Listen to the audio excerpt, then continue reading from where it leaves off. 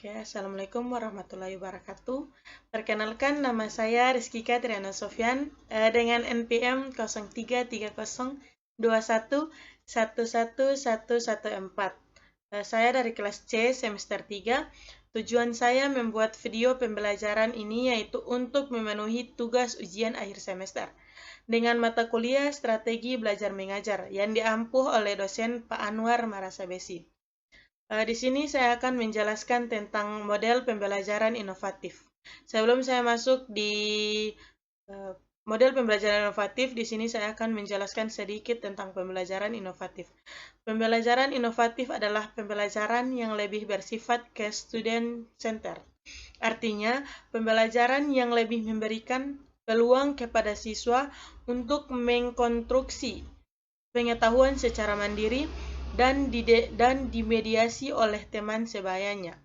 Nah, saya masuk di model pembelajaran inovatif.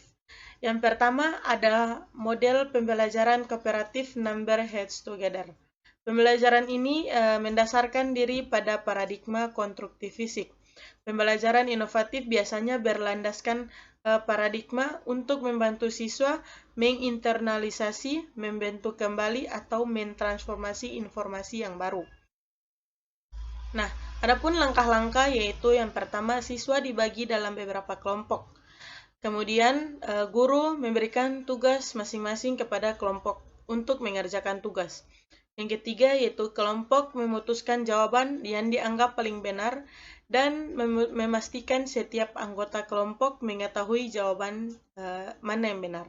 Kemudian, guru memanggil salah satu nomor siswa dengan nomor yang dipanggil akan melaporkan hasil kerja mereka.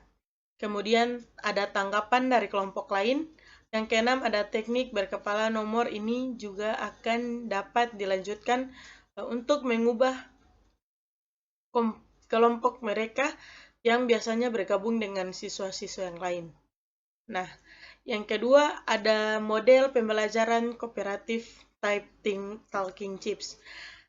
Talking adalah sebuah kata yang diambil dari bahasa Inggris yang berarti berbicara, sedangkan chips yang berarti kartu. Jadi arti talking chips adalah kartu untuk berbicara. Sedangkan talking chips dalam pembelajaran kooperatif yaitu pembelajaran yang dilakukan dalam kelompok kecil yang terdiri atas 4-5 orang. Masing-masing dari anggota kelompok membawa sejumlah kartu yang berfungsi untuk menandai apabila mereka telah mendapatkan dengan memasukkan kartu tersebut ke atas meja.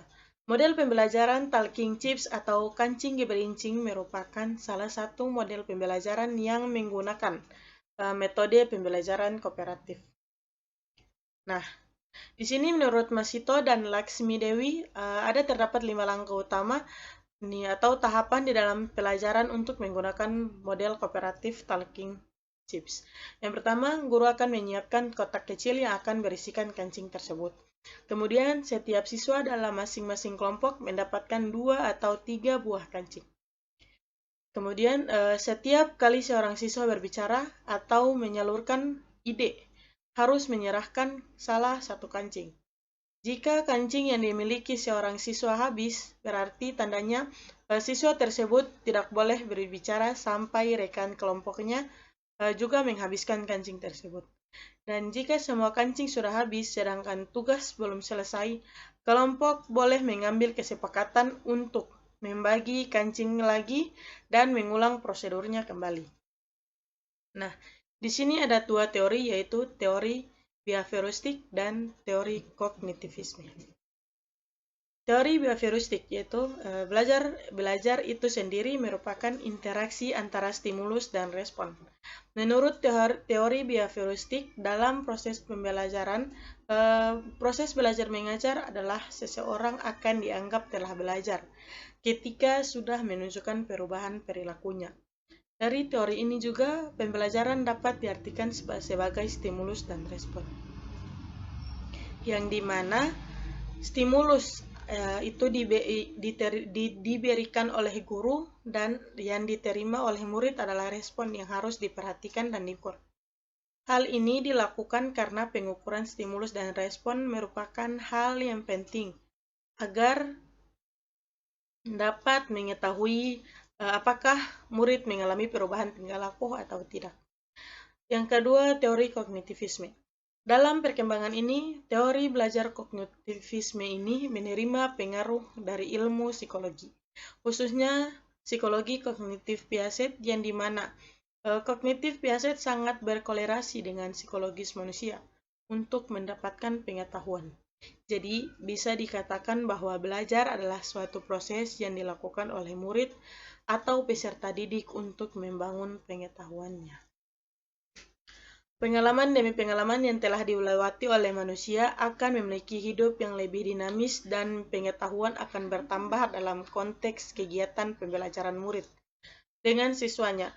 Teori belajar kognitivisme ini membebaskan peserta didik untuk membimbing diri sendiri yang dimiliki berdasarkan pengalaman, tetapi masih dalam pengawasan pendidik. Nah, hal yang perlu diingatkan saat menerapkan teori kognitivisme tersebut.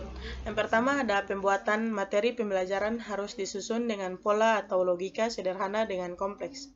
Yang kedua, siswa bukanlah orang dewasa yang sudah mengerti dengan mudah untuk berpikir. Oleh karena itu, guru juga harus memberikan pengarahan sesuai dengan usia murid atau usia peserta didik. Yang ketiga, yaitu setiap kegiatan pembelajaran harus memiliki makna. Nah, yang keempat yaitu agar keberhasilan murid tercapai, maka guru perlu mengamati perbedaan yang ada pada setiap murid. Kemudian yang ketiga ada pendekatan pembelajaran, yaitu pendekatan pembelajaran kontekstual dan pendekatan dedukatif.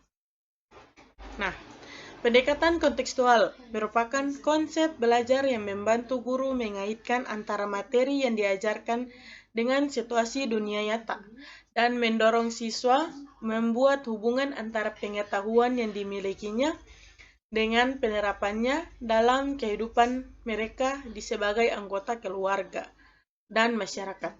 Ada 5 bentuk dalam belajar dalam pendekatan kontekstual, yaitu mengalami, menerapkan, kerjasama, mengaitkan, serta mentransferkan. Nah, yang selanjutnya pendekatan dedukatif. Pendekatan dedukatif adalah pendekatan yang menggunakan logika untuk menarik satu kesimpulan atau lebih dari kesimpulan berdasarkan seperangkat premis yang diberikan. Nah, dalam sistem dedukatif yang kompleks, peneliti dapat menarik lebih dari satu kesimpulan. Metode dedukatif ini sering digambarkan sebagai pengambilan kesimpulan dari sesuatu yang umum ke sesuatu yang khusus. Nah, di sini metode pembelajaran. Yang pertama ada metode ceramah. Metode pembelajaran ceramah adalah